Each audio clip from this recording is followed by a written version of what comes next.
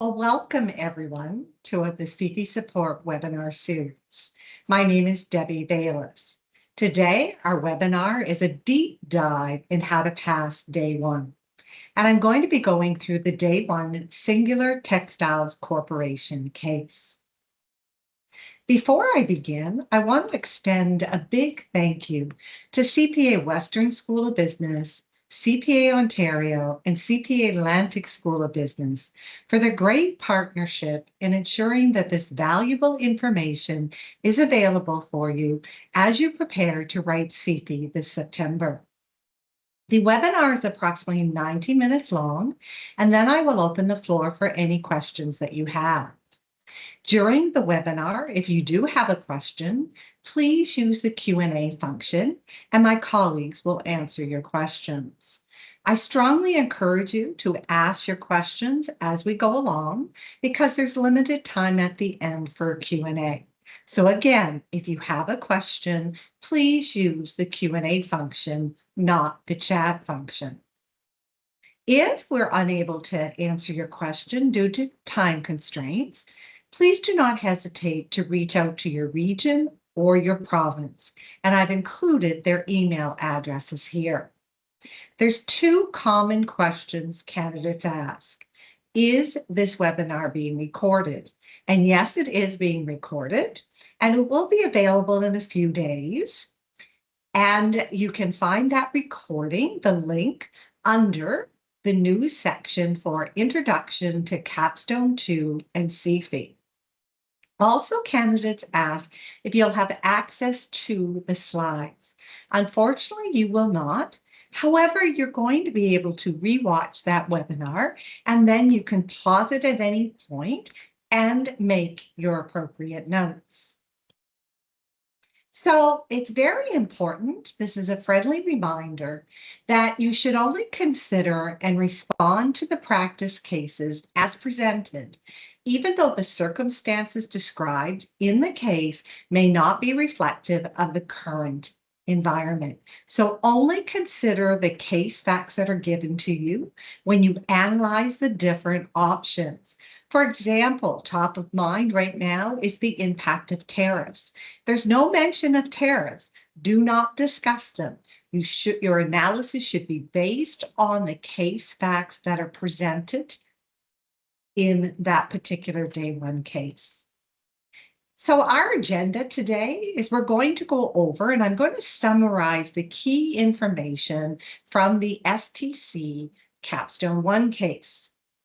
Then I'm going to spend a little bit of time talking about the situational analysis framework, or what I refer to as the situational analysis.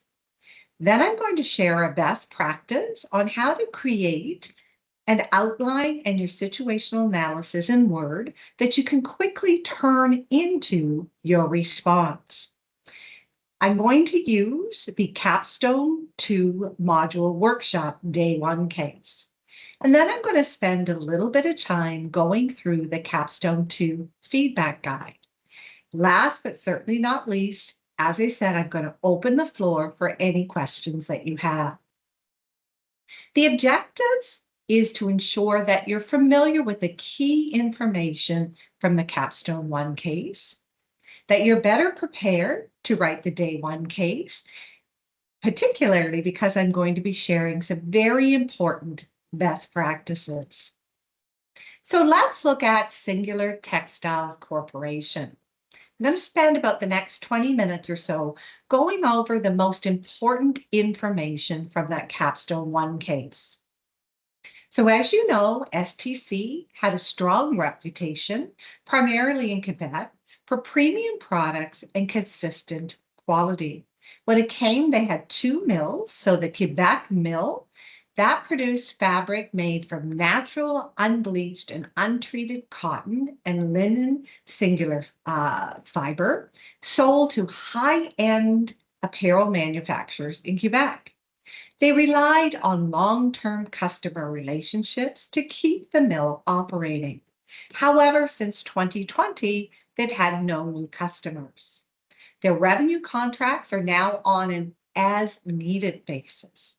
And there's an increased competition from offshore importers. And what's happening is customers they can no longer afford to pay the premium prices.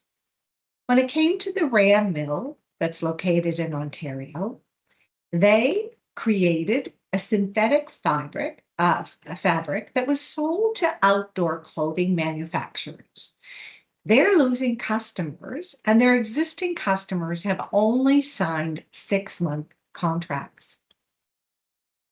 So, what I'm going to go through is I'm going to talk about the company's mission, vision, values, and the industry's key success factors.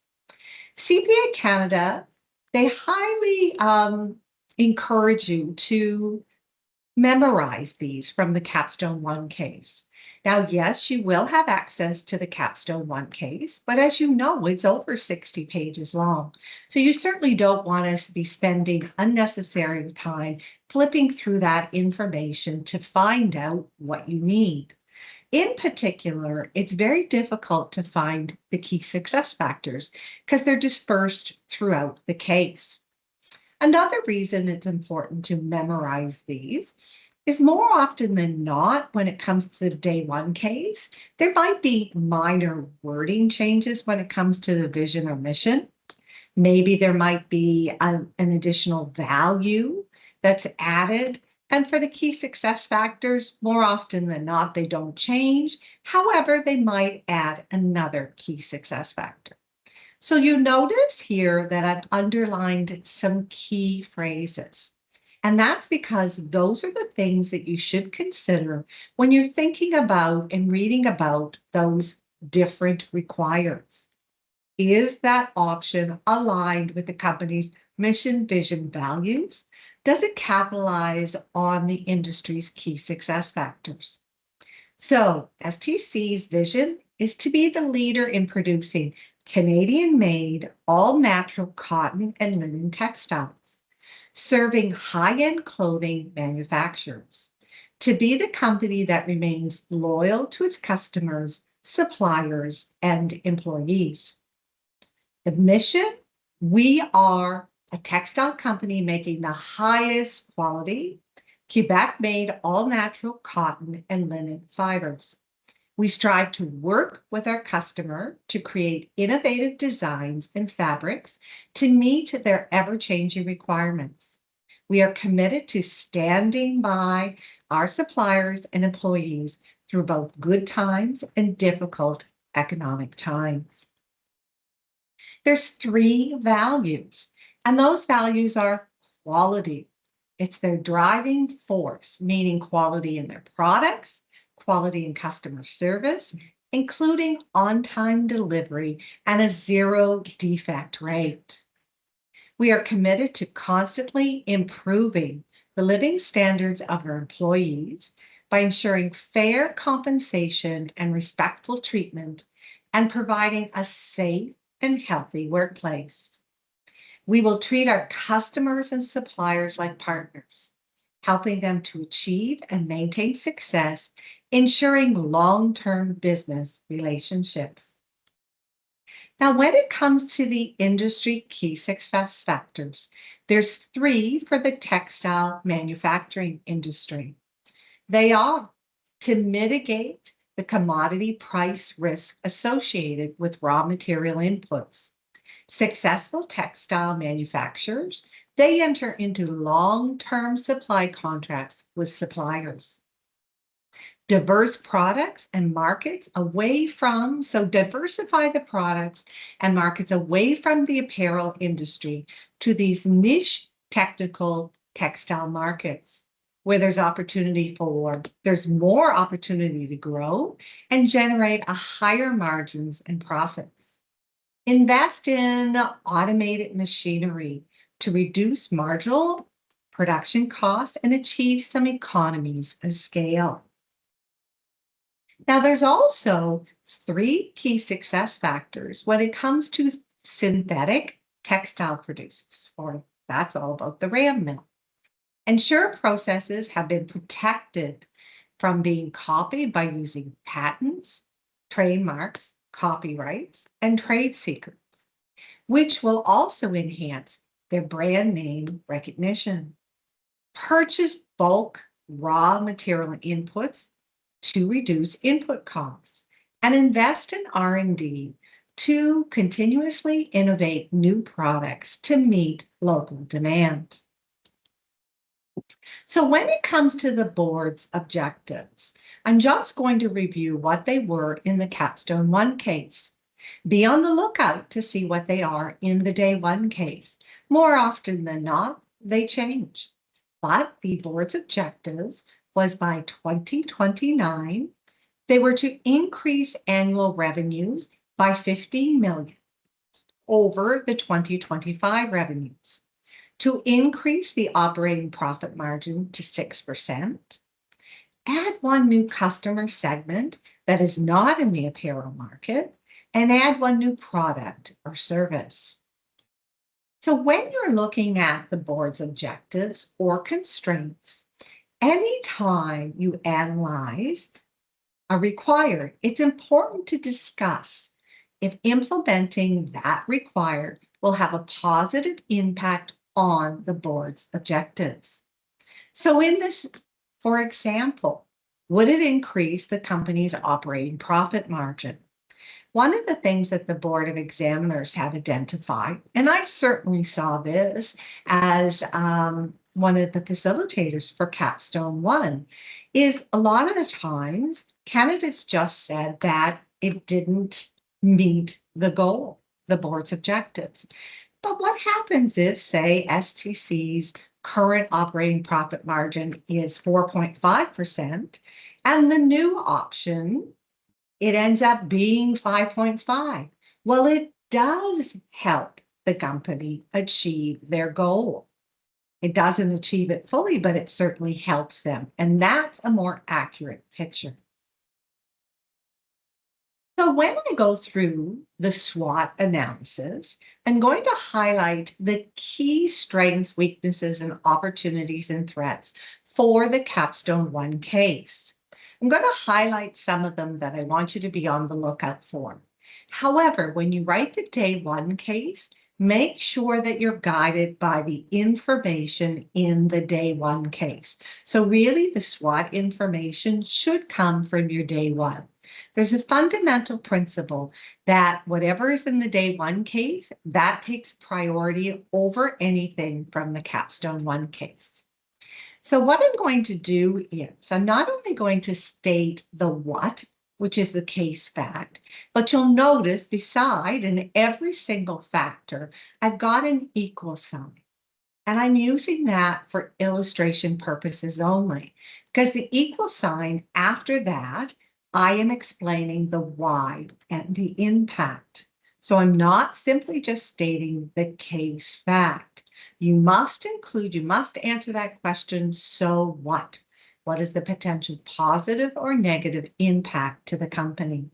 Now, lots of times candidates say to me, well, Debbie, the why and the impact is very obvious.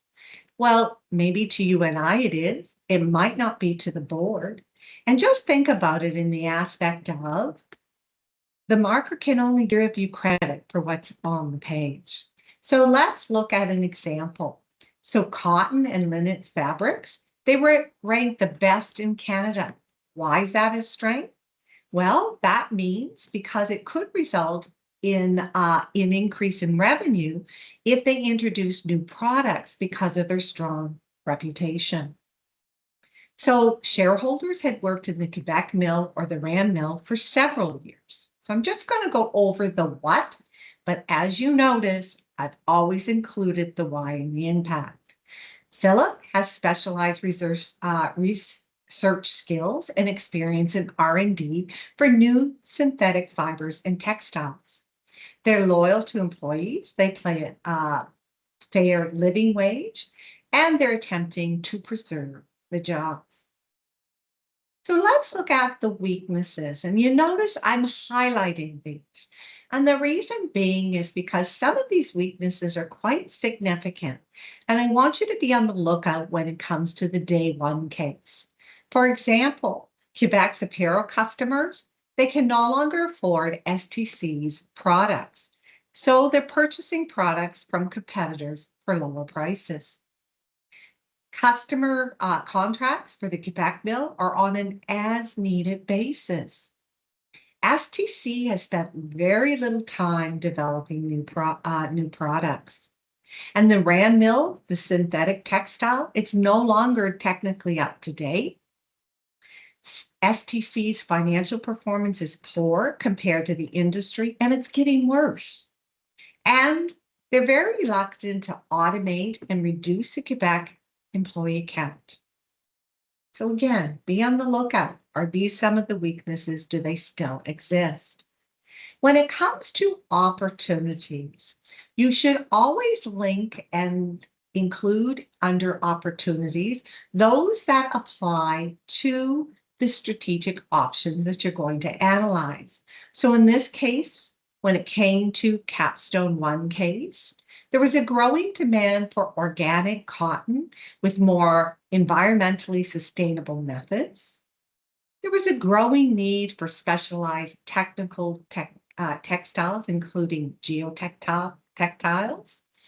There was exports of technical and home furnishing textiles produced in Canada was expected to increase. And there was an increased need for R&D for new innovation and high value products. So if you notice, these all relate to the different strategic options that you were asked to analyze in the Capstone 1 case. For threats, I've highlighted a very important threat. Be on the lookout. Does it still exist? So the offshore production of textiles, it will continue to pressure pricing. Changing consumer preference. There was a growing conventional cotton has a substantially negative impact to the environment due to the amount of water and land required.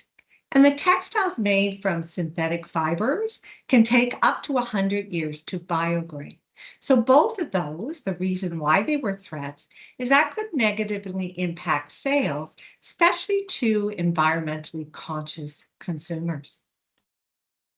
So now let's just take a moment and review STC's overall financial performance.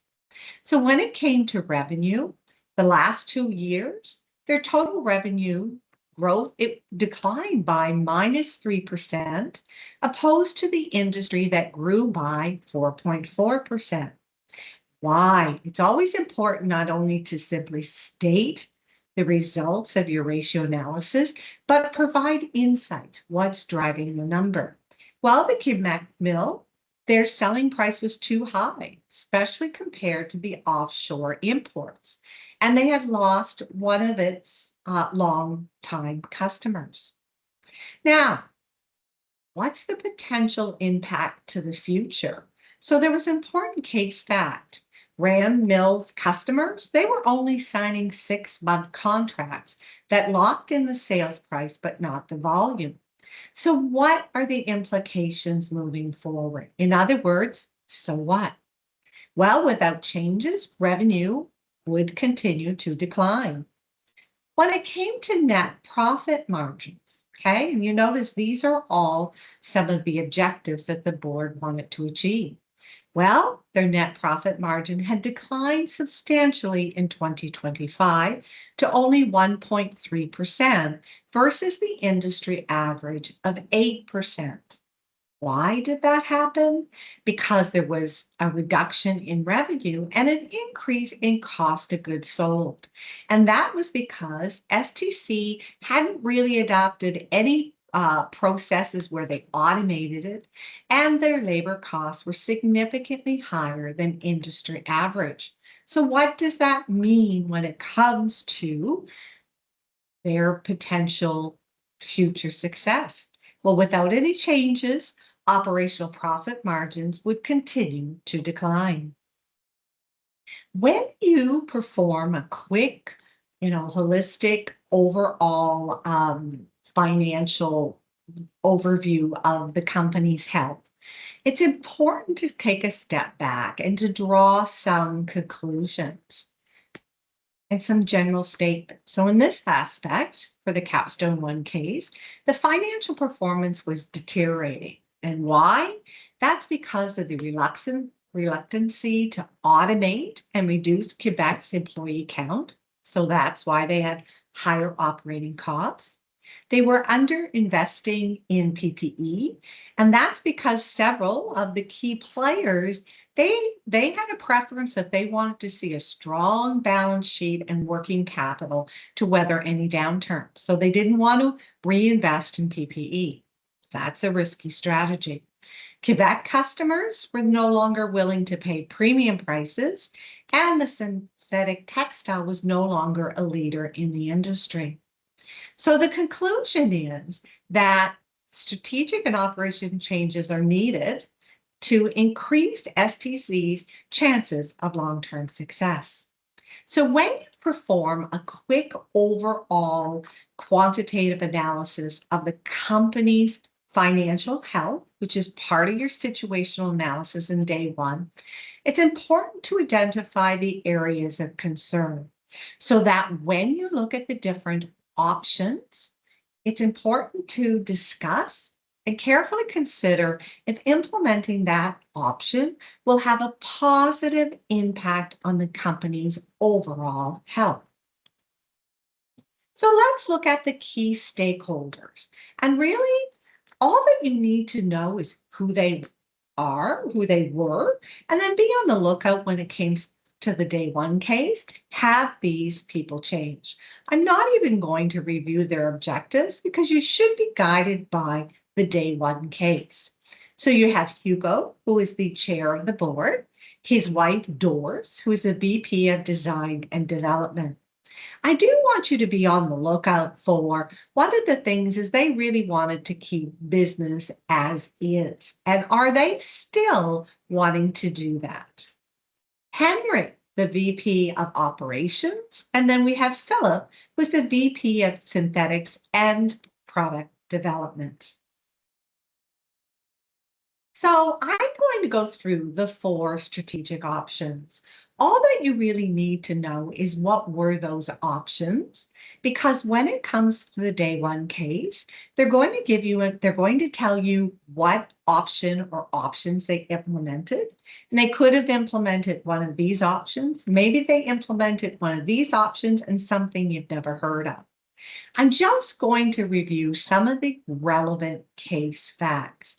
So if you notice, my goal is to highlight the most important information so that you don't have to spend a lot of time going through the Capstone 1 case and going through the sample response.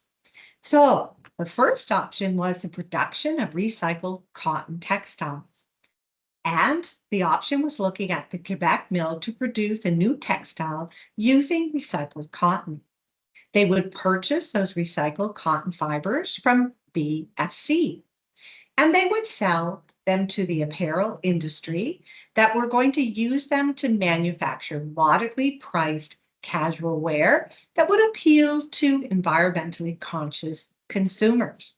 And it was going to be sold through TVI, which is a commission source based agency in Canada. The second option was to collaborate with CSS to develop a new geotextile. The RAM mill would develop and produce this new geotextile product that's used in manufacturing stilt fences. So that helps prevent or reduce the damage from flooding and mudslides. So CSS was going to provide financial support in the aspect of the initial R&D development and expert input. Now, there was a very exclusive agreement for 5 years, and the terms were really not in the best interest of STC. So be on the lookout if they've implemented this option, what were the terms? So the first 3 years, that CSS would pay 95% of the fair market value. There were no volume guarantees, and STC was required to hold finished goods for 60 days, and payment by CSS was due 60 days after shipment. The third option was to develop new in-conversion and certified organic cotton products. So again, this was going to happen at the Quebec mill. So they were going to change from using conventional cotton to certified organic cotton and phase out the linen products. The cotton would be sold to home furnishing manufacturers and local apparel manufacturers. They were going to partner with Brooke, who had created the Indigenous Fabric Artist Collection, IFAC, to print certified Indigenous designs that would be sold to at least one international fabric retailer. And the last option was to turn RAM Mill into a research facility. So phase out the current production and invest in a research facility to develop new synthetic fibers. They were going to perform basic research and development for other mills. The development contracts would either be fixed fee or an upfront fee with licensing arrangements. They were looking at hiring Shanda, who had expertise in the synthetic textiles R&D, who was willing to invest $8.5 million. So she was willing to grant $8.5 million as a loan, as long as this option is the option that's chosen. So when it comes to financing, again, it's just important to know what the options were and then be on the lookout and see if they took advantage of either one of these financing options. The first one was the Bank of Quebec loan, and that was a term loan for $11 million. It was going to be secured by the land, building, and equipment for the RAM mill. There was a covenant. The total debt to total assets could not exceed 60%. So Shanda's proposal was to lend them $8.5 million. Again, could only be used if they turned the RAM mill into a research facility. The interest would be equal to 20% of RAM's annual operating profit. Also, she would be able to purchase STC shares in the future, and that price would be set now when the loan was advanced, and she would be appointed as a director of STC. So let's look at the operational issues. And in this instance, again, it's just important to know what they are and be on the lookout to see what they did with them and or if they continue to exist. The ethical issue was one of STC's high-end manufacturers had used a third-party manufacturer that exploited child labor. Now, there were actually some tax issues and there was audit issues. These are subjects that I've never seen to date in a day one case that they're covered. So tax and audit there'll be assessment opportunities when it comes to day 2 and day 3. So the other operational issues is the AI machine learning. So be on the lookout. Did they start implementing that? And they were considering terminating some of the employees and wanted to know about the termination process. So now we've got a clear sense of what the most important information is from the Capstone 1 case. I'd like to take a moment to talk about significant overarching issues. What are they? They are factors that impact the company's decisions when it comes to strategic and operational decisions. They're important factors that will impact your individual recommendations and that will impact your overall recommendations. So I want to take a moment and go through some common, significant, and overarching issues that have appeared in previous CFE cases. So poor communication, and that could be that there's conflicting objectives.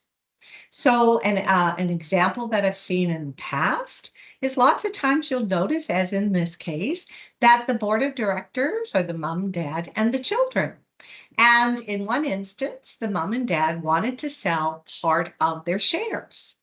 And they were told that to get top dollar, and they were going to use that money for their retirement, that it was important that the company showed strong net income. So when it came to the strategic options, they were very partial to the options that were going to quickly increase net income. However, when it came to the other board members, they were really focused on what was going to ensure long-term growth. There can be a conflict of interest.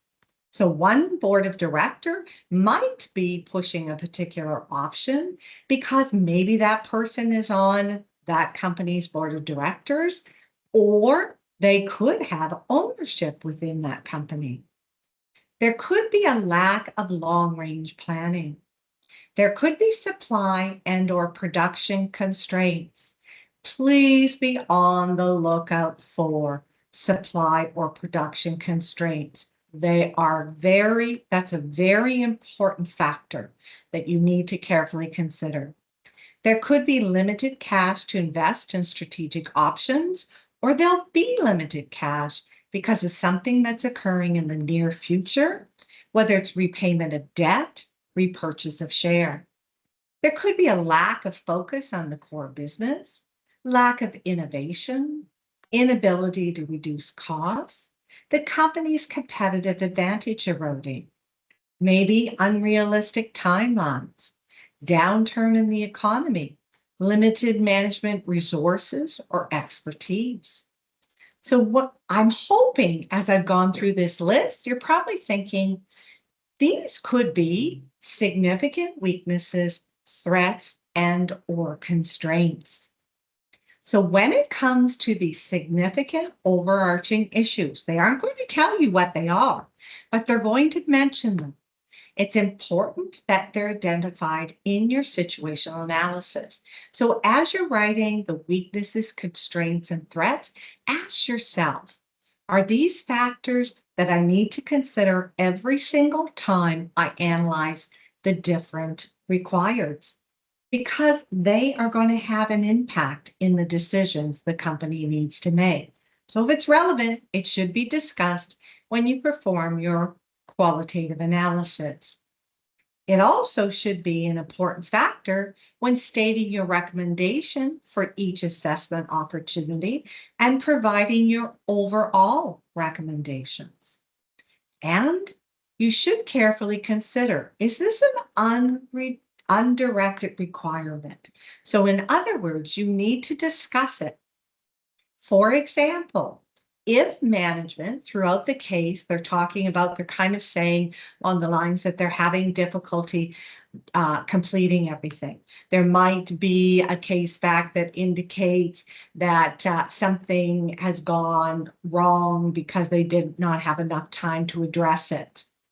It's important to discuss the impact that that is having on the organization.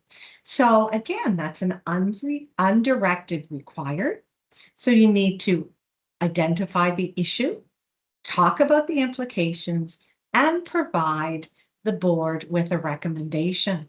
So I want to follow that limited management time a little bit further.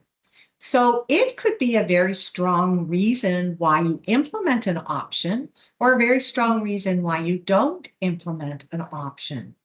So if you're going to implement, say, option A and you're analyzing it and it would free up management time, that's a strong pro. If it needs more management time, that's a strong con. When you provide your overall recommendations, even if all the options are viable, can't happen. Management is already overtaxed. So that problem needs to be addressed first. It could be the reason why you decide to implement one option before another, because it'll free up management's time. So what was the overarching issue for STC when it came to the Capstone 1 case? Well, the Quebec mill, Ultimately, I can sum it up in a few keywords. STC is no longer competitive. Why? Because the Quebec mill offshore imports are less expensive. So therefore, their sales volume, it's declined. They haven't had any new customers since 2020. And their existing contracts are on a need as needed basis. RAM, they're no longer a leader in the industry. They're losing customers, and the ones that they have, they're only signing a 6-month contract. And they're actually holding customers' inventory. The costs are also increasing due to the lack of technology and wanting to keep local people employed and pay fair wages. So that's Hugo's and Doris's preferences. So again, it's important that when you're analyzing the different options and there's a significant weakness, threat, or constraint, you need to discuss the impact implementing that option will have on that significant issue. So let's take a moment and talk about CFE Day 1. As you are aware, it is a 4-hour exam. It's a comprehensive case that's linked to the Capstone 1 case. So it's going to be STC a few years later. They're going to tell you what they implemented, what happened, and now they're going to ask you for strategic advice. They're going to ask you again to analyze different options. The focus is on the enabling competencies. Day 1 is marked, and it's assessed either a pass or fail assessment. Day 2 and 3 are marked together. So if you haven't had an opportunity yet, please ensure that you watch Understanding the CFE, because I go through how CFE is marked. And that recording is available under Introduction to Capstone 2 and CFE under the News section. When it comes to, you're going to be tested at the core level. So the Day 1 expectations, what are they? And I'm going to talk from the Board of Examiners perspective, because Day 1, the expectations are very different than Day 2 and Day 3. They expect that you demonstrate essential professional skills. How do you do that? By using professional judgment. Your ability to synchronize information to think on your feet, because they're going to tell you that they implemented potentially a different option, and you're going to analyze strategic options that you've never seen before. You need to focus on what's relevant and critical to strategic decision making. It's important to highlight the internal factors, so the company's mission, vision, values, their strengths and weaknesses, and the external factors, so the industry's key success factors and the industry's trends, so what's happening, the opportunities and threats. And even within that, you need to focus on the key factors that influence the company's business and impacts their key decisions. It's very important to focus on what's most important. Not all qualitative factors are equal. So this relates to the first part of your response for Day 1, and this is only required for Day 1, is to create a situational analysis framework, for what I call situational analysis. What is it? It's a checklist that you should consider when you're analyzing each of the options and requires. Is it aligned with the company's mission, vision, and values? Does it capitalize on the industry's key success factors, the company's strengths, and the opportunities in the industry? Does it mitigate the company's weaknesses, reduce the threats in the industry? Does it help the company achieve their objectives? Does it improve the company's financial health? So including this information in your analysis of the requirements is showing and demonstrating that you have a clear understanding of how the internal and external environment affects the company's decisions. So, what are the common elements? Company's mission, vision, values, key success factors. What are their objectives? Are there any constraints, whether those covenants, whether there's product or supply constraints, capital constraint? There's normally a capital constraint. And then the SWOT. And remember, when you do your SWOT, don't forget the why and the impact. Be guided by what the case facts are in your day one case. And again, CPA Canada recommends that you memorize the mission, vision, values, and key success factors. The great news is you can use these items more than once when you analyze the different options. When it comes to your quantitative analysis, so that's part of your situational analysis, the purpose is a high level analysis to gain an understanding of the company's overall financial health and identify potential areas of concern. So here are some items to consider. If they're most likely going to have a quantitative objective they want to achieve. Then if you've got the numbers, calculate where the board is right now, where the company is right now. When it comes to revenue, there's more than one source. And in this aspect, there's at least two mills. What's driving the numbers, positive or negative? For profit margin, which division is impacting the profits from both a positive and negative perspective? When it comes to cash flow, is there limited cash? Is there limited financing? What's the implication? Well, if there's limited cash and financing, that's going to have a negative impact on the strategic and operational initiatives that can be implemented.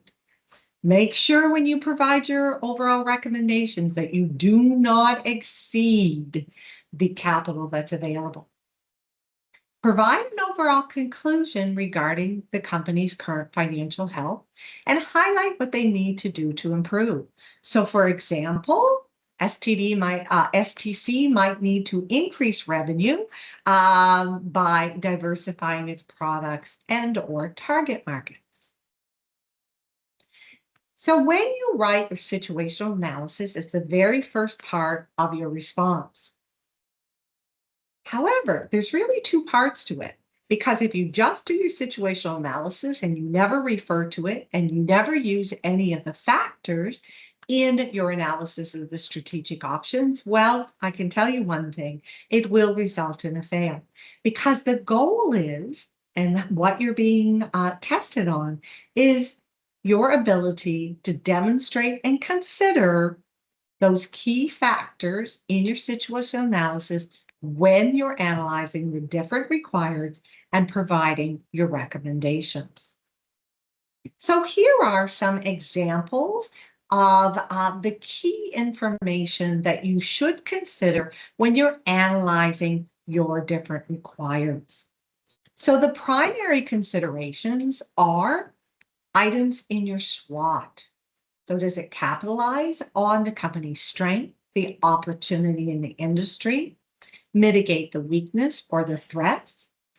Interrelationship. So in other words, does implementing one option, how does that impact the other options? For example, if there is a constraint of supply, and one of the options is to increase supply, well, a very important strong pro is that that would allow the company to engage and implement other initiatives to grow their revenue. Then look at the industry's key success factors. Finally, kind of your secondary consideration is the company's mission, vision, and values. And the reason I say secondary is because more often than not, those factors, most of those required you're analyzing, they're at least partially aligned with the company's mission, vision, and values. The only time it's a differentiator is if one of those options is completely against who the company is and what they do, or it's completely against a value. But if all of the options are at least partly aligned with the company's mission, vision, and just some wording needs to change, that's not a differentiating factor. It's not a strong reason. Okay, make sure that when you're creating your situational analysis, make sure that you're looking for those updates.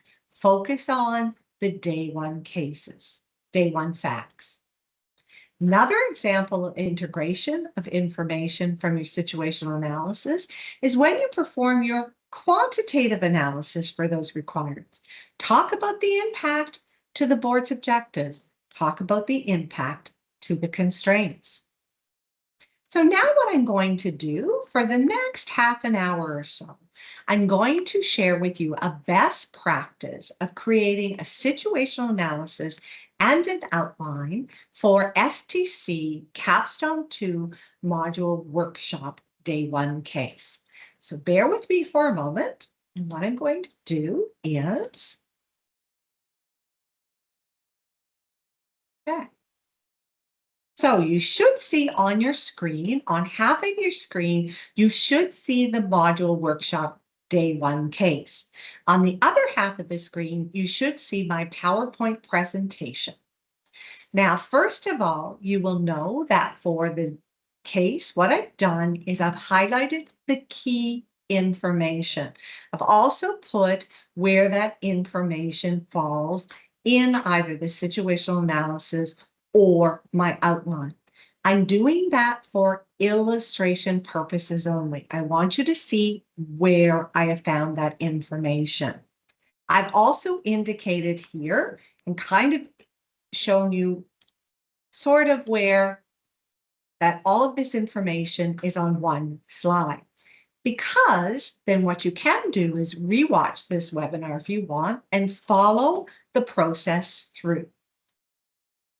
However, I do want to emphasize that, well, as I'm reading and creating my situation analysis and outline, if it's important, I'm reading the information and I'm typing it in. I am not highlighting a thing. I am going to, if it's important, I'm going to put it in Word.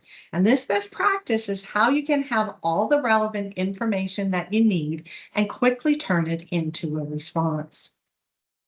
So first of all, before I even start to read the case, I'm going to set up the structure that I need for the response. So to the board of directors from CPA.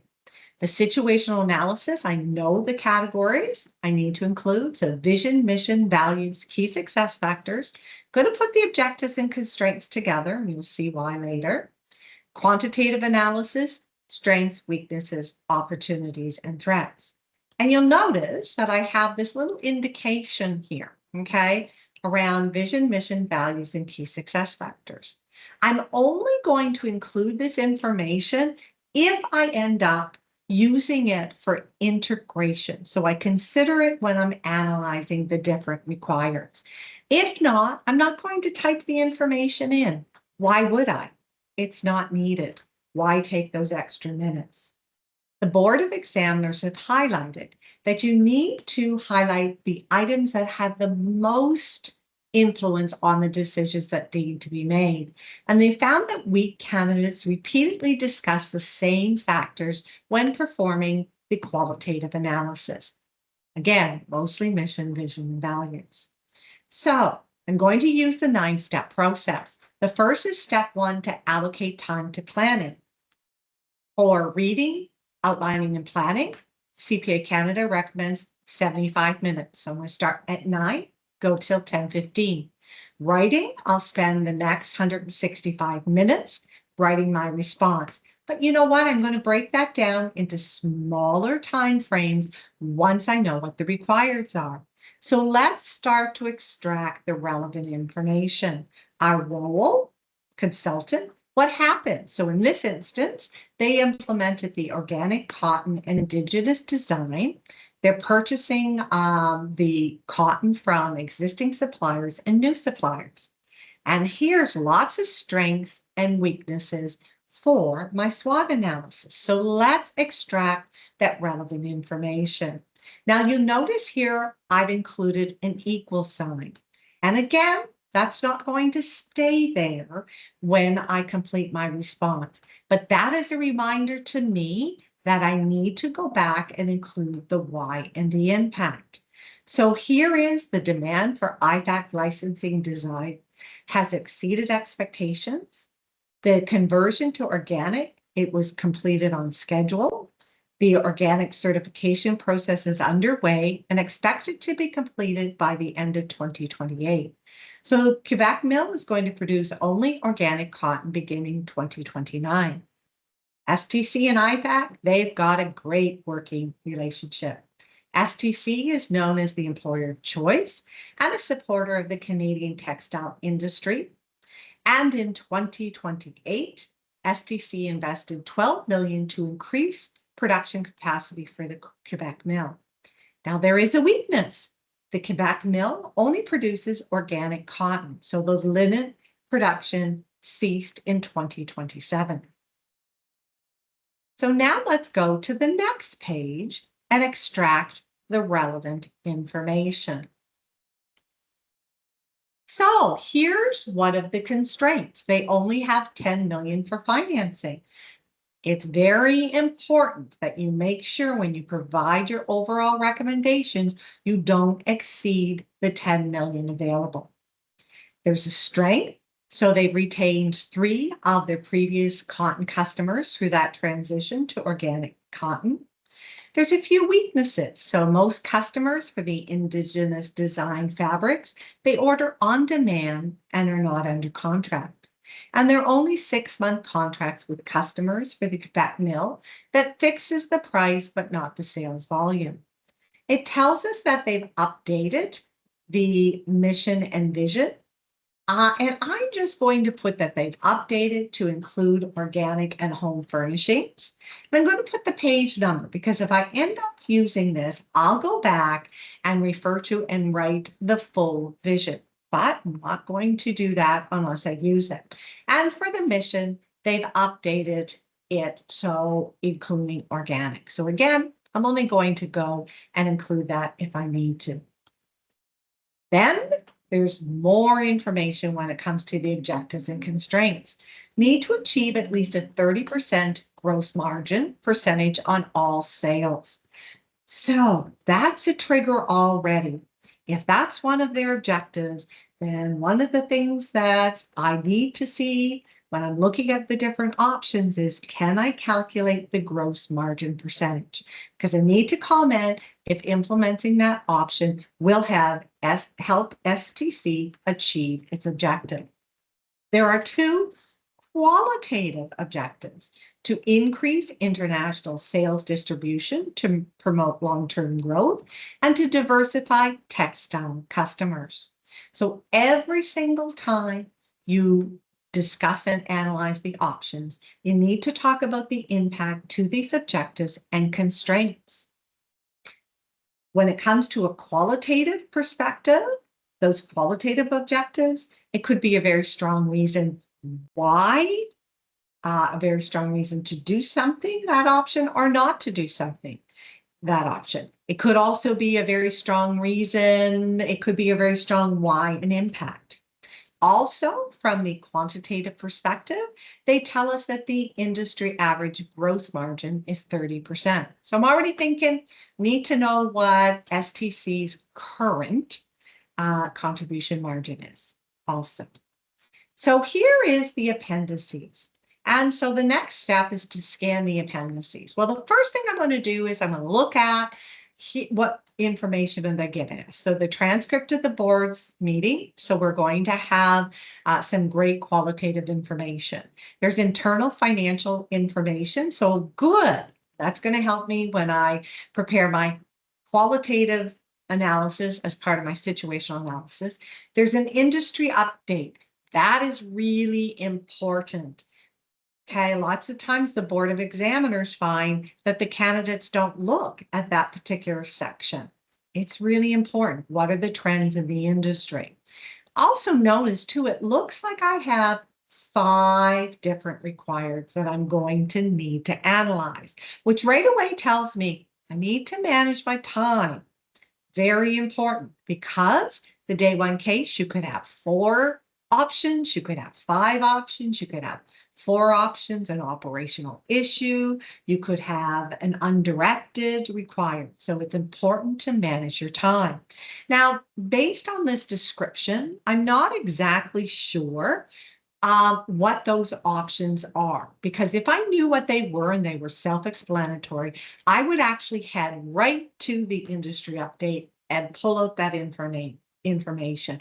But since most of them are not, I'm going to head to the meeting notes. Okay, so let's look at the transcript. And let's start extracting that relevant information. Well, first of all, let's look at, they've mentioned, oh, sorry, before I even do that, I'm going to set up the structure for each of those required. So I know BCFC contract, okay, so I have that as a heading. I'm going to have the quantitative analysis. I'm going to talk about assumptions, impact to the objectives, need to perform a qualitative analysis, both pros and cons, and provide a recommendation. So the great news is I'm going to have this structure already in place. I've created in Word. So all I need to do is copy and paste that under each strategic option. So let's copy and paste that format under the other 4 options. Okay, so now let's look at the board meeting. Here is, so for the second time, they've mentioned it more than once. We picked up on the first time as a strength, but IFAC's designs have been very well received. Sales have exceeded expectations. They also talk about that, you know what, that some of their other cotton customers have been transitioning to the organic textiles. So here is another weakness. So there seems to be a disagreement among the board members on how to achieve long-term growth, whether that's long-term contracts, which will limit the ability to increase prices, and that's Doris's preference, or growing by entering into new markets, and that's Philip's preference. So now we start to gather the information for the first option. So the first option is BCFC, and there are some pros and there are some cons. So if you notice here, 8-year contract, which is much higher than the contracts in the industry, opposed to the current on-demand orders. And I put bracket weakness.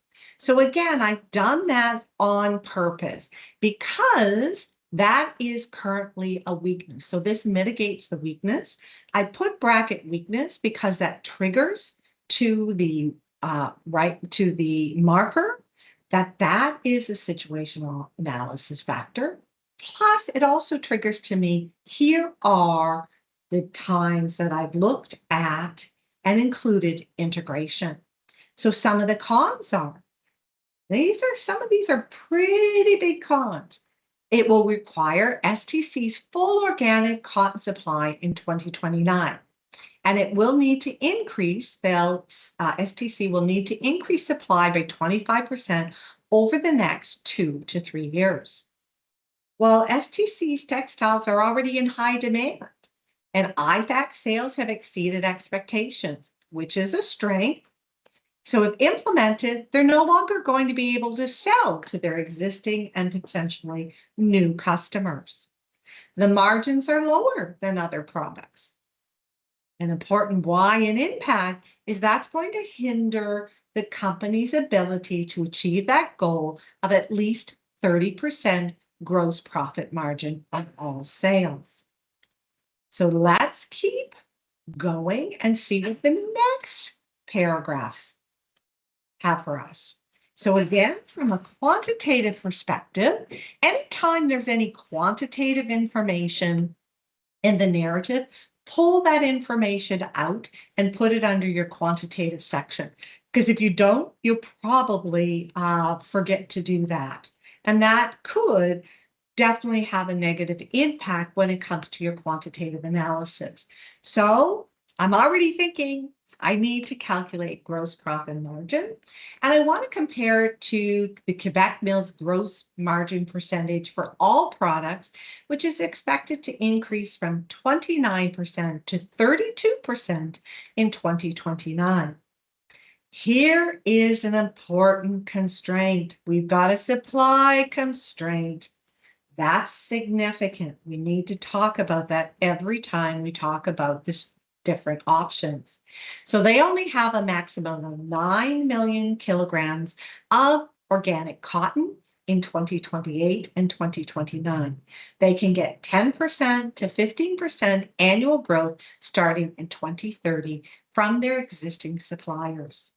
So I need to include that under each of the objectives, under each of the options. So what's an important weakness is they have limited supply. So when we think about that supply, we need, this is when it comes to your overall recommendations, you need to make sure that you're providing recommendations on how the company can best use that supply to increase their long-term success and to meet the board's objectives. So now let's look at, here's our second option.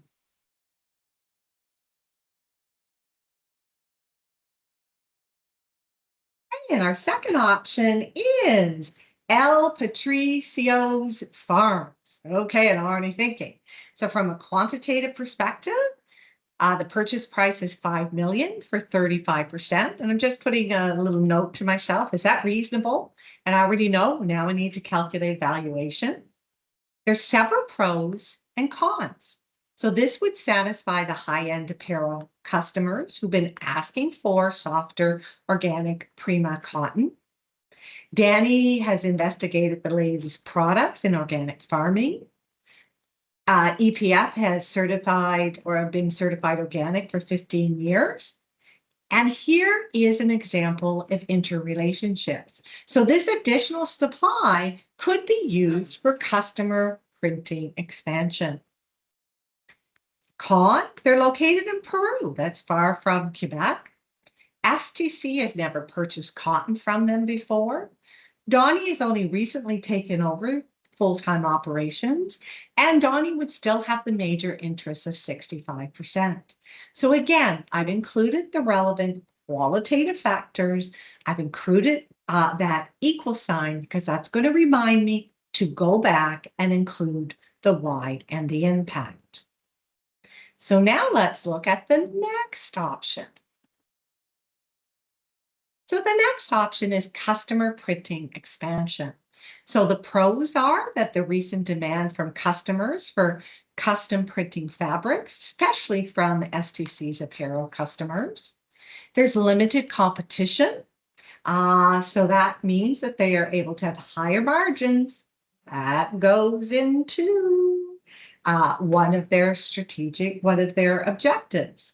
The con is it's a short-term contract, and that's a current weakness. Another example of integration. It may jeopardize the partnership with IFAC, which is a strength. Another example of integration, who is against the environmental cost of fast fashion. Due to the limited supply, the new custom print fabrics would replace the sales from STC's undyed organic cotton, which is in high demand. So again, I'm focusing on the most important qualitative factors. So now let's look at the next option and extract the relevant case facts. So the collaboration with BTI. From a quantitative perspective, STC is going to earn a royalty on finished product sales. Now here's an important assumption. The assumptions are not a list of the input. You're going to be on the lookout that case facts may indicate that, there is an assumption that's made that could be different. And if so, you need to state why it might be different based on the case fact, and then state what the potential impact is to your quantitative results. So patent approval will take 3 to 6 months, and approval is wanted before manufacturing begins. So I'm already thinking, well, it might take longer, which would have a negative impact on the royalties that STC would earn. From a qualitative analysis, so the pros are Phil and Timothy, the BTI's owners, they're longtime acquaintances. The demand is expected to be high because consumers want to reduce potential health risks and move to natural materials, linen and cotton. So now let's look at the last option. So the last option is the agreement with FFI. So from a quantitative perspective, the first year, they will require 9% of the 2029 organic cotton. Supply is important. You need to discuss it. From a qualitative analysis perspective, the pros are long-term contract. Well, that's going to mitigate the current weakness of the lack of long-term contract. Integration. Grow STC's reputation as a leading organic supplier, which is already his strength, another integration example. And the margins are much higher. Why an impact is going to state that this will have a positive impact on gross margin, another example of integration. And there's an inability to take advantage of changes in demand and market prices. So that's an important con. So at this point, let's keep going and see what the appendices give us. Well, here's the internal financial information. So we notice that we've got, when it comes to this step, we need to carefully read the appendices and organize the case facts. You need to look at both the quantitative and the qualitative. The Board of Examiners find that candidates at this point, they neglect the qualitative information. And in the appendices, there's some very important qualitative factors. So when I look at my situational analysis, I'm going to, and I'm even just going to put the numbers in here because you can do that and then you can quickly calculate them. So I'm going to look at the revenue for the total Quebec mill, RAM, and look at Indigenous versus non-Indigenous. Going to look at gross profit. Going to look at operating income. And I'm going to make sure that I provide a conclusion. Well, even simply looking at these numbers, the Quebec mill represents a substantial portion of the company's overall revenue. And when I look at the Indigenous, okay, so when we look at the Indigenous fabrics, it represents a substantial portion of the revenue. So those are important implications. Then let's just go down and here's our supply information. So right now, when it comes to 2029, they're saying that they have the maximum of 9 million. We knew that. Well, 7 million of it is dedicated, or they're saying it will be used for Indigenous design. So if they do the BCFC, that means they're going to need all that 9 million. That means that they can't do anything for the Indigenous design.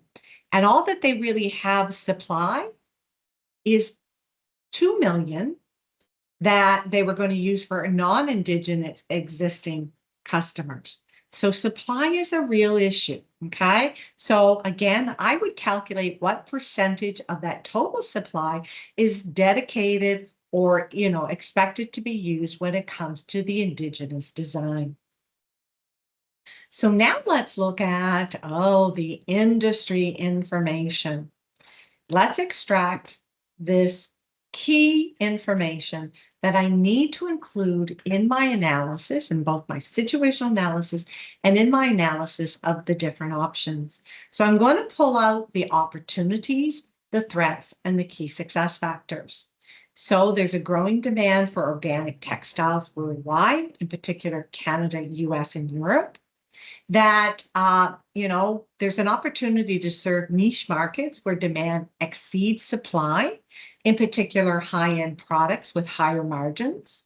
Indigenous art and home decor continues to grow in popularity, both domestically and globally. There's some threats. So organic cotton supply, there's a shortage that's expected in the industry. So it's not only a concern for STC, but in the industry for the next 5 to 10 years. Global currency is unstable with rates fluctuating much higher than average. And there's an important key success factor. There's a new one. So access to consistent and high quality organic supply. So what I'm going to do is I'm going to take each of these factors under my opportunities, threats, and the key success factors, and I'm going to put them under the appropriate requirements. Okay, so I'm just going to show you that there's lots of opportunity for integration. So when it comes to the growing demand for the organic textiles worldwide, that's a con for BCFC because they won't be able to enter into these growing markets because they're not going to have any supply. It's a good pro for the farmer because they'll give them access to more supply. It's a pro for fine fabric because they're going to be selling those textiles in Europe. So the niche market, looking at niche markets, well, that's a con for BCFC. It's a pro for custom printing because that's a niche market, a pro for BTI, and it's a con for fine fabric, okay? Because again, it means that they're not going to be able to use their supply to enter those niche markets. So do you see how I'm extracting the relevant case facts, and then I'm looking at the different options and inputting them into whether it's a pro or con for that particular option. And I continue to do that with all of the industry information. So please make sure that you extract the industry information. Those are very important factors to consider. There's lots of opportunities. And when it comes to about the global currency being unstable, then it's also important under the assumptions for the farm and the fine fabric. You're dealing with foreign currency. So you need to talk about the impact that that would have on your quantitative results. So then, due to time constraints, I'm only really going to show you how to extract the information for the first option. So when it comes to the quantitative information, I say just put the page number. Here's where I would recommend that you highlight the quantitative information, but pull out the qualitative information. And if you notice, I have in bold letters underlined the quantitative information. And as I'm looking at it, I also know that another quantitative analysis I could perform is calculate the operating income and compare that, because again, they're not going to be able to do the indigenous designs. So what would the operating income look like when I compared it to what the Quebec mill is now? So I'm just putting a note to myself, use the information on page 9. So when ideas come to you, please write it down in your outline. Don't assume you're going to remember it because you won't. Assumption is if they're unable to meet the supply requirements, that they would incur penalties. That information's not included. So that would have a negative impact on operating income. And here's some important pros and cons that I'm going to extract. Also, let's look at, here's some more important information down here when it comes to the assumptions. Doors is assuming that you're going to be using 82% of the selling price for cost of goods sold, and that's based on IFAX designs. Well, it could be more expensive, which would negatively impact operating income. And she's only included half the cost for selling and admin costs and no marketing. So if these costs are higher, this would have a negative impact to operating income. And there are a few more cons. So when it comes to your qualitative analysis, there was actually anywhere from 6 to 16 factors that were identified in the case. So there's no problem meeting the breadth, the number of qualitative factors. The depth, Remember, you need to include the why and the impact. And your strongest reasons why and impact, try and relate them, if applicable, to the qualitative objectives, increasing international sales distribution and diversifying textile customers. Significant issue, limited supply of organic cotton for STC, and the industry as a whole is expecting a shortage. So they need additional supply to diversify their customer base and increase gross margin. So it's important to carefully consider that supply option. When it comes to integration, you need to look at least 3 examples. Well, again, too, when it came to situational analysis, I only used one key success factor, I used it once. And then in most instances, there was at least 7 integration opportunities for every option. And that includes, of course, that the why and the impact, I related it to the board's objectives. So step 5 is about taking a step back and pausing. So are there significant issues? Well, we don't need to pause. We've already figured that out as we've created the outline and the situational analysis. Plan what you're going to do. Again, once we've completed the entire case, we're going to have a good sense of what quantitative analysis we need to perform. Order the required.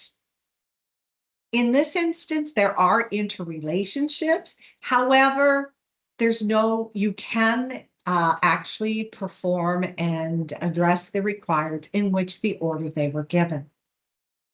So as far as time allocation, I would have allocated, and again, it is not based, you don't take your time and divide it evenly among the options. Look at the type of quantitative analysis you need to perform, and look at what you already have in your outline. So in this instance, there's a few of them that I would spend more time on, and that's because there was more that I needed to do from a quantitative analysis perspective. So I would put time anywhere from 30 minutes to 25 minutes. When it comes to your overall recommendations, it is critical, and you're going to see this shortly, why it's critical. You need to allocate a decent amount of time. I strongly recommend 20 minutes, at minimum 15 minutes. You can't do your overall recommendations at the last minute.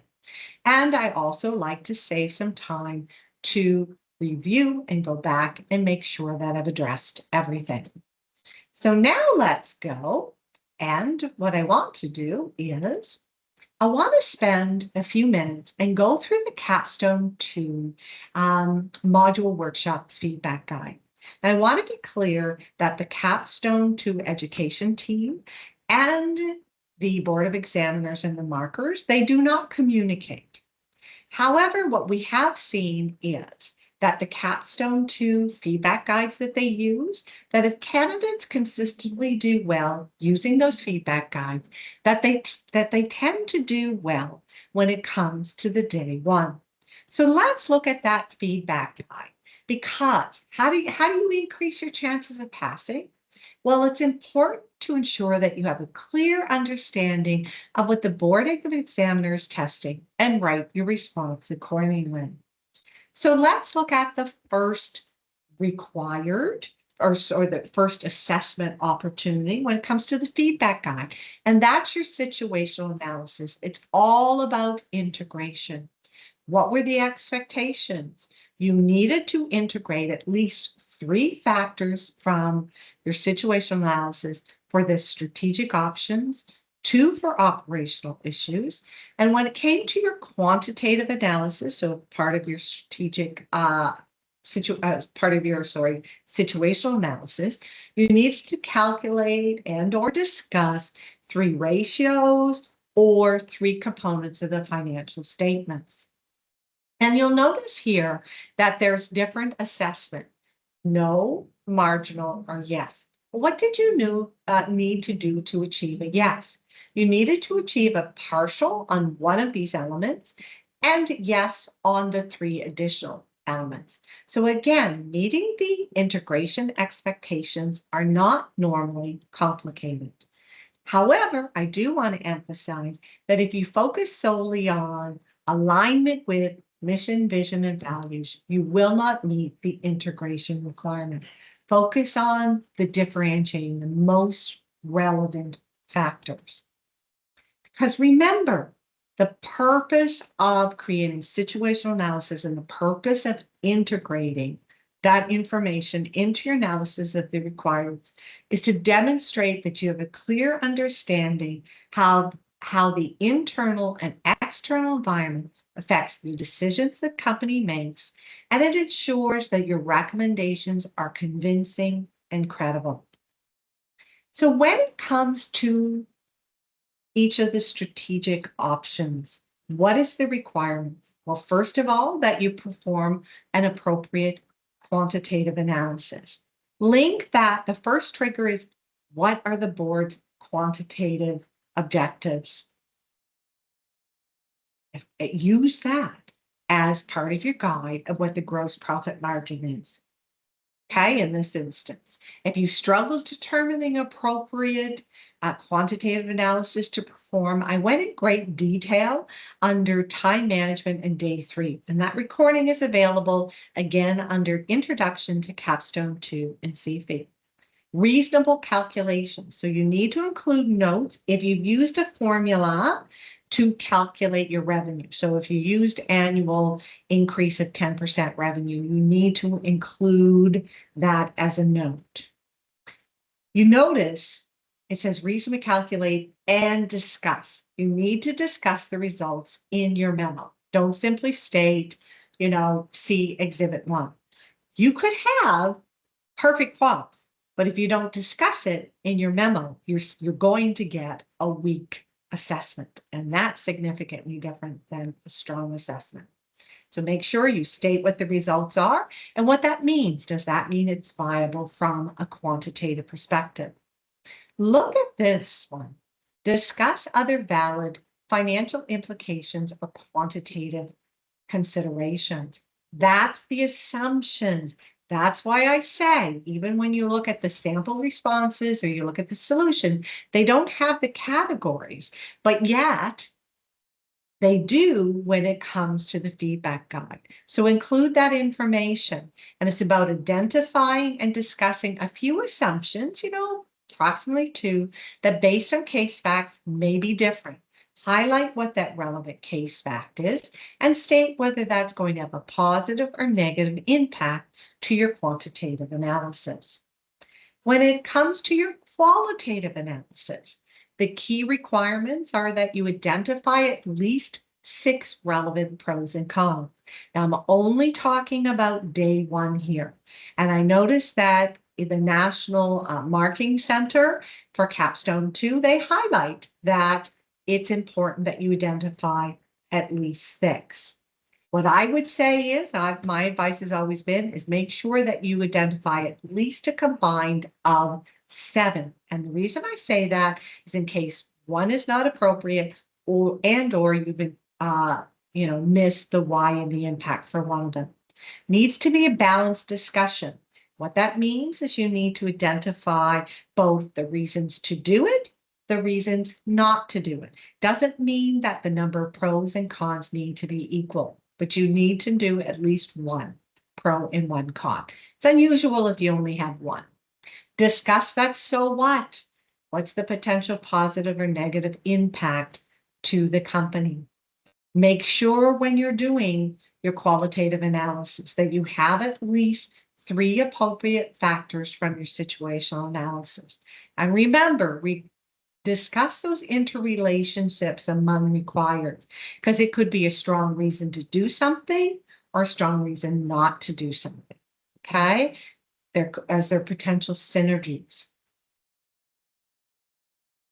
So if you do discuss about alignment with the company's vision, it's important. You can't just say it's aligned with the company's vision.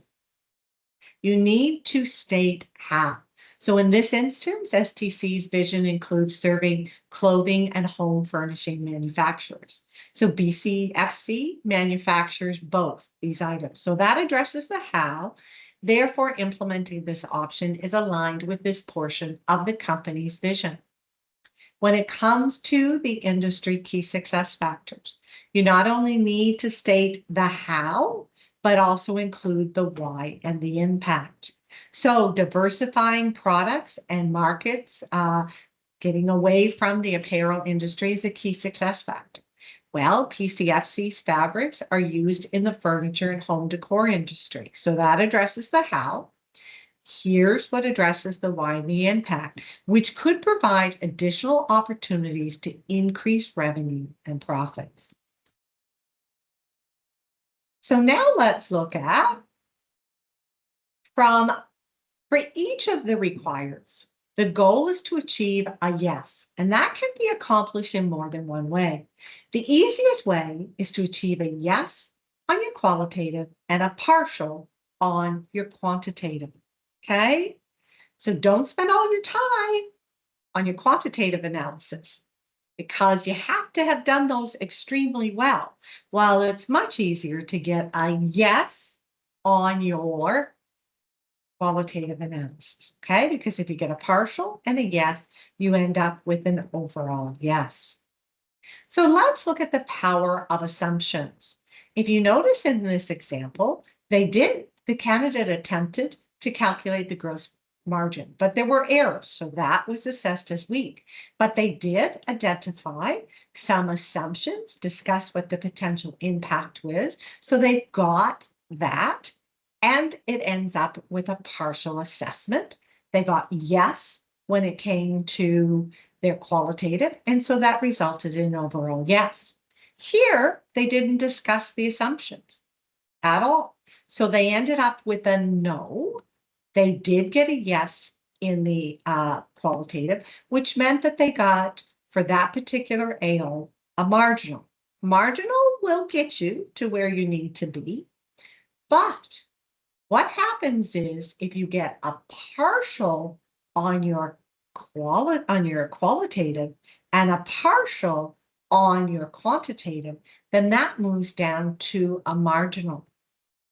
And if you don't, if you get a no, okay, on your quantitative and only a partial on your qualitative, that results in a no for that required. There's certain points that it would result in a fail. This is one of them. If you achieve a no on any of your required, that will result in a fail. So assumptions are important to discuss. Make sure that it's not listing the inputs, but what are the relevant case facts that say that that assumption might be different, and what's the potential impact to your quantitative results. When it comes to conclude and advise, the key requirements are that you provide supported conclusions for each required. Don't simply state, based on my quantitative and qualitative results, I recommend implementing this option. No, state what the strongest quantitative and qualitative reasons are. Not all factors are equal. When it comes to your overall conclusions, you need to prioritize your recommendations. Consider the big picture issues. Is there a significant issue? So supply is a significant thing. You need to address that first. Discuss those interrelationships, okay? The impact supply is going to have. And calculate the impact to the capital. Don't exceed that amount. So let's look at when it comes to conclude and advise. So let's say that you achieve yes on all of the 5 required. But when it comes to your overall recommendations, you only achieve a partial. That would result in that section's assessment being marginal. However, if you achieve a no when it comes to your overall recommendations, because we've seen candidates who've run out of time, they haven't managed their time well, and they just copy and paste the individual recommendations. That will result in a no for your overall recommendations, because that's not what the expectations are. Then for that section, you will achieve a no, and any no's on any requirements will result in a fail. So time management is critical. You must achieve a yes for at least one of the strategic issues and at least marginal on the others. if you achieve no on any of the AOs, it automatically results in a fail. So if there's a significant overarching issue, there's an undirected required that's not addressed, it does result in a fail. So time management is critical.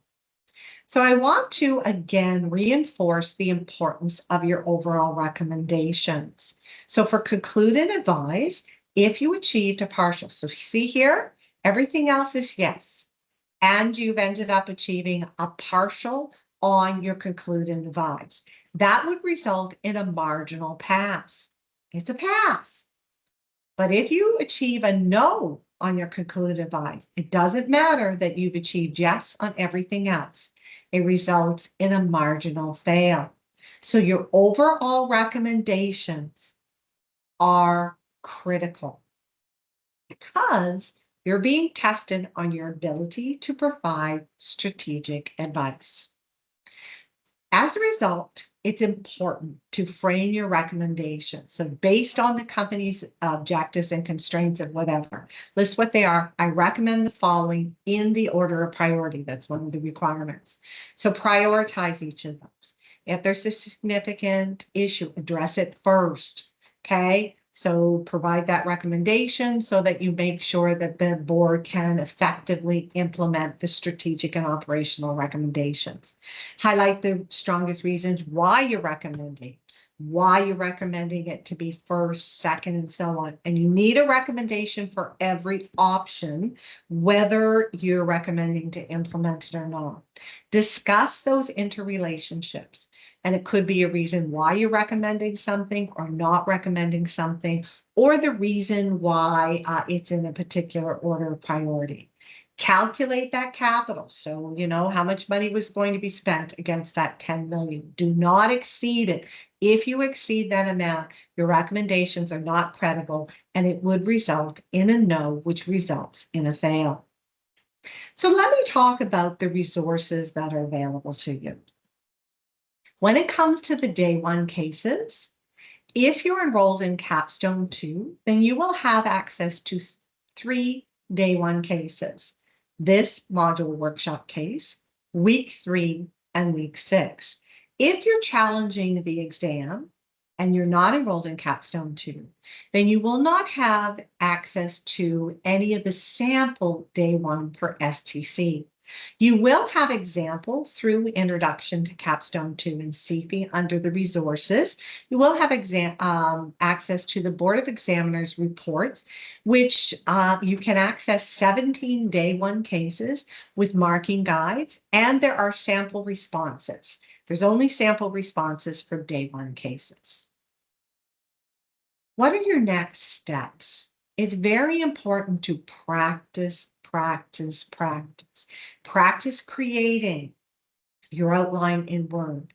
Practice creating your responses, those quantitative analysis, because this will significantly increase your chances of success. Another great resource that's available to you is the CFE Support webinar series, because that was created as a roadmap to successfully pass CFE.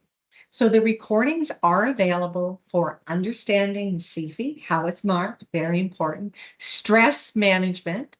And I encourage you to watch that early because I show you how to create a sortable Excel spreadsheet when it comes to what are the testable items according to the proficiency level. Day 2 and path to competent, day 3 and time management. The day 1 for STC, the recording will be available over the next few days. And so again, all of this information can be found under D2L homepage for Introduction to Capstone 2 and CFE, and it is under the news section. If my colleagues haven't yet, they're going to be sending you a link to our CFE support webinar survey. We really value your feedback, so we would love it if you take a moment and complete that survey. So at this point, I'd like to open the floor for any questions that you may have. All right, thank you, Debbie, for tonight's presentation. So we'll approximately go about 15 minutes, about 10 to 15 minutes for the Q&A section. As a thanks everyone in advance who have sent in questions throughout today's presentation. So we really appreciate it. And thanks to my colleagues here who are helping to answer as many questions as they can there. So we'll try to answer as many questions during the Q&A portion.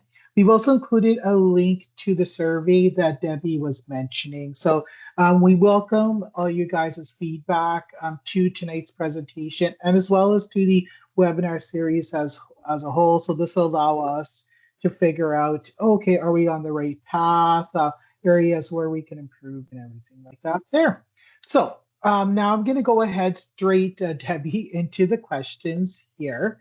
So the first question that came up here that I'm going to ask you there, Debbie. So candidates have to do quantitative and qualitative analyses in regards to day one there. So the question here is for addressing a particular assessment opportunity, oftentimes it might be easier to get a yes on the qualitative side. So the candidate was asking, should they do the qualitative analysis first and then the quantitative, more from a strategic perspective? Sure. Well, no problem at all. Well, your qualitative analysis, by the time if you use the best practice that I've showed you, it's already done. The only thing that you need to put in is the why and the impact. So start with your quantitative analysis because periodically you will find a hidden issue. For example, say if you were calculating NPV and in the first 2 years, it's positive over 5 years, but in the first 2 years, there's negative cash flow. Well, that's an important con. And the reason it's a con is because that means that the company will need to use their existing cash flow or finance that negative cash flow. So do your quantitative first. But remember, you've got your qualitative as long as, quickly look, make sure you've got those 7 qualitative factors. And then all you need to put in is the why and the impact. So I'd still start with the quants, but watch your time. Don't spend 95% of your time on your quants and then not enough time in your qualitative. All right, perfect. No, thanks there, Debbie. This question came in last night's webinar, so I want to also ask it in tonight's webinar here in regard to more time management for day one. So the question that Kay had come up was, how do we allocate time for each AO? As in certain cases, some AOs or some strategic issues may take more time for one and less time for another. So how do the candidates know when certain issues may take more time versus less time? Sure. And so, in the instance of this particular example, if I looked, so for the first option, I needed to perform 2 different quantitative analyses. So that meant that that would take me more time than what I needed to calculate the valuation. So be dictated by what are they asking you to do? So if you need to perform more than one type of quantitative analysis, then you're going to allocate more time. And if for some reason, if you don't have those 7 pros and cons, that means you need to go looking for them again. So then, therefore, you would need to spend more time on that particular issue. So be guided by what do you have in your outline? What do you need to do? All right, perfect. So the questions are coming really fast. So no thanks everybody in advance there. So this is more from a strategic perspective here, Debbie, type of question here. So what the candidate was asking was, is it a good strategy to perform all the quants of all the issues first and then address the qualitative issues, or should the candidates focus on doing the quantitative and then doing the qualitative for an issue and then kind of working it at that particular? Yeah, I would absolutely stay and focus on each of the required individually. Okay, so perform your quants, perform your qualitative, and then provide your recommendation, because you're going to provide an individual recommendation for each of those. Because if you get distracted, then you're going to start to mix up those case facts and you're going to get confused, which will end up costing you unnecessary time. So I would remain focused, but one of the best practices is when you're allocating your time, it's important. You want to make sure that that's always you're always focusing on it. So make sure that you're given a rough booklet. Write down what those time allocations are. Have that off to the side and make sure that you're checking it. That would make sure that you get all of those requireds done. But I wouldn't be bouncing back and forth, because I think you're going to miss some important information and you might be a little bit confused. All right. Thanks for that, Debbie. And thank you to those who've completed the survey so far to date. But yeah, feel free to keep on filling out that survey. My colleagues put the links there, so no thanks to them in advance.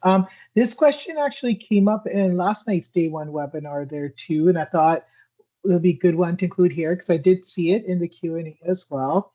Is there a magic number in terms of the pros and cons, the number that you need there? You did mention 6 there before, but wonder if you can elaborate on that there further. It's like, should it be 3 and 3 or should it be 4 and 2? What are your thoughts? Okay, so thank you, Mandy. I'm only talking about day one. Anyone who tells you what the magical number is for the qualitative factors in day 2 or day 3, they're surmising. The only people who know is the people who created the exam, the people who marked the exam, and they're not going to tell you. The fundamental principle for day 2 and day 3 is that the more qualitative factors that they give you is the more that you need for a competent response, but you never need to include them all. The strategy I would recommend, and based on everything that I've seen over the last 17 day one cases, is that I would make sure, if I was in your shoes, that I identify the 7 strongest pros and cons. I'm only talking about day one. And be guided by the case facts. So it doesn't need to be 3 and 3. You do need to make sure that you are having a balanced discussion, which means that you do need to look at both the pros and the cons, but be guided by what are the relevant case facts. That's what dictates as far as how many pros you have versus how many cons you have. All right. No, thanks there, Debbie. So the questions are coming. So gonna keep on asking them there. So one question is in regards to practicing day one cases. So there are the prior day one cases are offered in prior CFEs there, but there's also those cases that are included in Capstone too, for those who are enrolled in Capstone too. So the question here, Debbie, is do candidates need to practice other prior year day one cases, or if they've got access to the Capstone 2 day one cases, would that be considered to be sufficient to help prepare for day one? Okay, great question. So one of the things is if you're enrolled in Capstone 2, week 3 and week 6 will be marked by the National Marking Center. Week 1 we did in the Capstone 2 module workshop. However, more often than not, we just looked at the first assessment opportunity, as I did here. And most candidates, they don't write that entire case. I highly recommend that you write that module workshop. And as you go along, see how well you're doing. If you're struggling, determine what you're struggling with. Is it creating that? Is it the reading, outlining, and planning stage? Using that best practice of creating your situational analysis and your outline in Word. If that is, practice that, okay? Allocate 75 minutes and practice that piece. If there's certain quantitative tools that you struggle with, practice those. If it means that you need to look at those cases and redo them again, It's not, it's a value added activity. I've had many people that I've worked one-on-one who have failed CFE a few times when it comes to day one.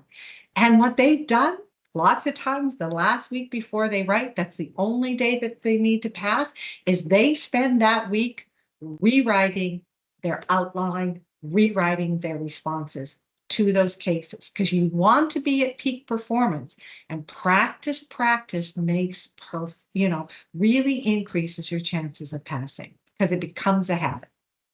All right, thanks there, Debbie. So one of the themes from the Q&A questions was a relationship between the Capstone 1 case and the Day 1 case there. So I'm just going to kind of summarize this as one of the questions that came up. So when integrating the situational analysis into the qualitative analysis there, they're just asking, should they focus more on the factors that are present in the D1 case or have a combination of what was in the Capstone 1 case and Day 1 case, just trying to figure out where, like, how they should do their analyses when they got Sure. information from both. Okay, so the fundamental principle is focus on the day one case. That places priority. Okay, if it's not mentioned in the day one case, then that strength no longer exists. You focus on the information given in the day one case. I kind of highlighted in this webinar some of the things to be on the lookout because these were issues at the time. Because lots of times I've seen those issues appear again. But you pay attention and priority is on the information in the day one case, not what was in the Capstone 1 case. All right, perfect there, Debbie. No, thank you for that. Another question, couple questions have come up regarding quantitative analyses. So I'm going to kind of promote one of our other webinars that we ended up doing here. But common theme of the questions there are, how do candidates know which quantitative tools to use? And how are they able to compare analyses of different tools that are used if they use more than one when doing their analyses here? Okay, great question. Great question. And I know what Mandeep is thinking. So when it comes to time management and day three, that webinar, I spent time going over the different quantitative tools and the types of questions and answers and how it assists the user to make an informed decision. So if you find that you're challenged in determining the types of quantitative analysis to perform, then that's really a good webinar to watch. You will notice that there are some common themes. Again, be directed by what are the objectives, because if there's a quantitative objective, then most likely they're going to give you the information that you need to calculate the calculate that for the particular option. Let me give you an example. Say that they give you a return on investment is it has to be minimum 12%. Well, that's an objective. And right away, before even looking at any of the quantitative information, I'm thinking, so 12% return on investment, ROI. So I could either calculate annual ROI or I could use 12% as a discount factor when I'm calculating NPV. So again, that gives me a very good idea. Then as I look at the quantitative information, I'm thinking, okay, that's the analysis I need to perform. If you looked at when I went through BCFC in this aspect and the financial quantitative information that they gave for STC at that particular time was they gave revenue, they gave operating income, they gave gross profit margin. So if you want to do some comparabilities, those are good indications. If you're going to buy a company, then it's important to calculate a valuation. So there are some common quantitative tools that you will notice and analysis that you need to perform. But it's dictated by the objectives and it's dictated by the information that they give you. All right. No, thank you there, Debbie. And we're closer to the end of the Q&A, but I'm going to ask you, Debbie, one more question. It's a really important one. And it's something that you did talk about there, but I think it's one that we should emphasize there. So the question has to relate to conclusions and recommendations. So the question here was the candidate was asking, do they need to include a conclusion after each proposal, in addition to including another one for an overall recommendation? And what is the distinction between the both of them? What a There good, as this, yeah. So I'll pass on to you there, Dave. you got it, Mandy. That's a great question. So first of all, yes, again, if you see the recommended format, I have quantitative analysis, qualitative analysis, recommendation. Okay. Then when it comes to your overall recommendation, at this point, maybe you looked at and all of the options are viable and you'd recommend them. But now you need to sit back and look at the big picture and think, well, they only have $10 million to spend. They can't implement all of the options. They only have limited supply. So, what are the options that you're going to recommend and in what order? That's going to best meet the board's objectives. So again, the overall recommendations is sitting back and saying, now I'm looking at the big picture. I only have so much funds. I only have so much supply in this instance. So what's the best combination? Okay. So do not simply copy your individual recommendations as your overall recommendations. If you do, I will guarantee you, unfortunately, you will fail because that's not the purpose of the overall recommendations. Again, you need to prioritize.